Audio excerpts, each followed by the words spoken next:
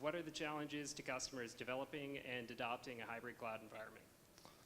What are the challenges? Well, I think there's a lot of challenges, and I actually would say that probably the first and foremost challenge is business continuity in some form.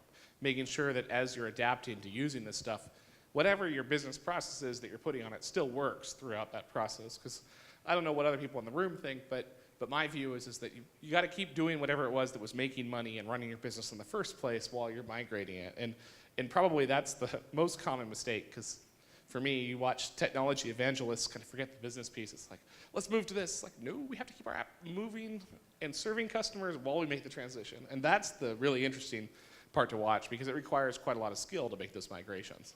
It really does. It's something that I've seen a lot of changes coming out. There's a lot of companies that are focusing specifically on making it easier to deploy your apps or to design your applications so that you really can just go ahead and put it together once right through your workflows and actually have that one single solution able to deploy to any number of providers. They're kind of sharing that architecture. And it's something that's even starting to grow. I think it's been growing for a few years now, but to have a really unified approach as people are working into this.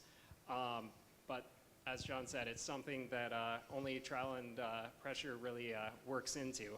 It's something each individual customer is different, and definitely hard to do when you're working with a production environment. So that's one of the biggest challenges, that you're doing it live. So yeah, this actually reminds me of a discussion I had with a network engineering forum recently about this.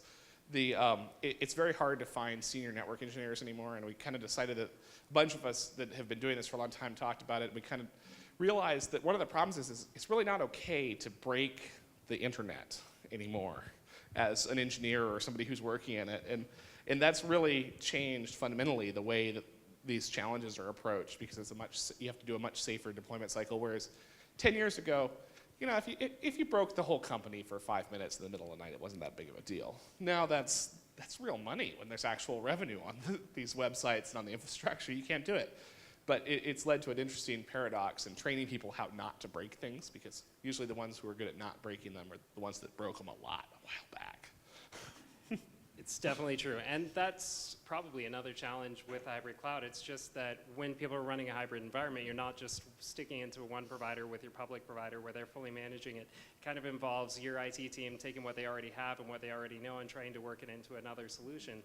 And sometimes that can be complicated, but usually the overall process ends up being something that's a lot more solid than what they had initially. Yeah, and that's exactly what I would say too. I mean, you basically the transition process can be tricky, but once you've got it set up to scale, you can have a much more robust infrastructure that won't fall over dead, because you're not relying on in-house infrastructure. You can't scale if you get a demand spike or those sorts of things.